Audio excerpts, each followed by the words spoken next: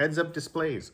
As much as I love the aesthetic of the Model Y and the fact that there's not a lot of instrumentation right in front of your face, do feel the need to have some information readily accessible without having to keep glancing down to this giant screen to my right.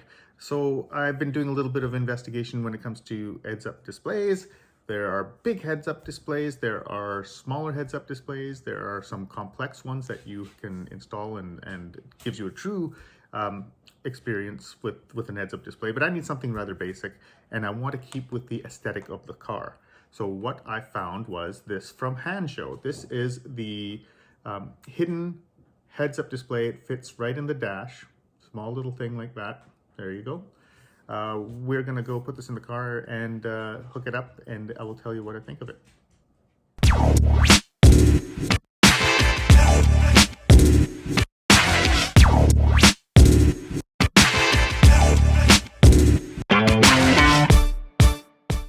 So what comes in this little box? Let's open it up and find out. First thing on top, instruction manual, the unit itself. So there you go, the display connector, pry tool, wiring harness, and instructions. Operating instructions. Actually, installation process. And then on the back here is the actual operating instructions. Let's go install this. For our unit, we will place it in the dash behind the steering column right about here, and the cable that runs off of it will then be routed to the left side of the vehicle, down the side of the dash, back underneath the dash to the center console, where it will then be routed down to the floor and then towards the back of the center console where we'll make all the connections. Hey, first thing, heads-up display unit. So this goes in the dash, behind the steering wheel, close to your line of sight so you can see what's going on, of course, without having to keep looking at your large display. So let's place this in there, and then we'll start routing the wires to the back of the center console where the connections all take place. Heads-up display unit, centered behind the steering column, goes right in there. Don't push that too far back. We can always push it further back a little later if need be. You can adjust that to where it's comfortable for you as well. After that's done, you can undo this twist tie and we can start running our wires. One thing I've learned is that this little piece here, you can pry this off as well. So this will make things a little bit easier in routing this wire. So there you go, comes off pretty easy. After that, yeah, this is much easier to hide behind here. There's a little bit of a lip there that you can put this behind. There you go. Okay, from here, one thing that I did was I've taken the clips off of this bottom panel, and this is going to make it a little easier once again to route this wire towards the center console. So once you do that, these pop off pretty quickly and easily. You don't have to take them all off, just enough to get this wire back here and all the way over to here.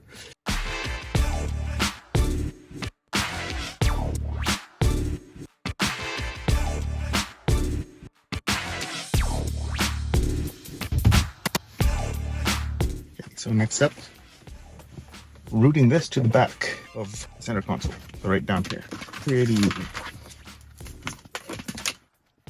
So now here we are in the back seat of the car. Here's our cable that's come through. And this will end up connecting to a wiring harness that's located behind this panel. So we have to take this off first, and then that's pretty easy to do. Pop that in there. There you go. And then from there, you just pull this out. There you go. Okay, so next up, connecting the wiring harness to the lead wire. And if you notice that there's a couple of pins there, holes there. There is a notch. You can see here, there's a slight notch right there. Make sure that notch fits into that little hole up here, right there. So they go together, don't twist, go straight in. There you go. That's connected. And after that's done, this section, little here, connects to this blue connector here. Before you do anything else, this is where you go to your touchscreen and turn off the power to the car. So once the power is done at the car, this is just a pretty simple little clip. Push this in, this out. There you go. That's done. One end goes in there. The other end goes. Try and push this in. It's not going to be the easiest of things, I think. It's going to be a rather tight squeeze. That goes in there. And that's it for the connections. That part's pretty simple.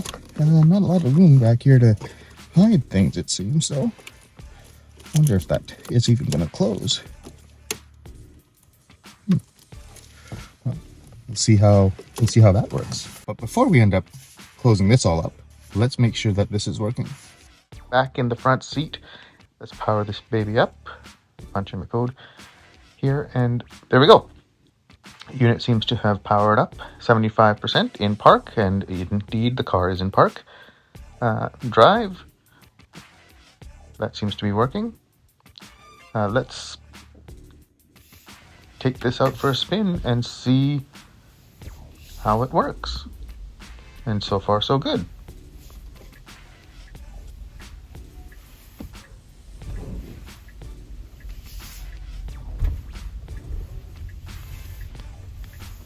There we are. Seems to have synced up nicely with the main display. That's just a little taste of what this does. Ultimately, yeah, it's a pretty good little unit. The Hansshow hidden heads-up display. What do we think about this one? Well, price-wise, it's $119 US, but that includes free shipping from China.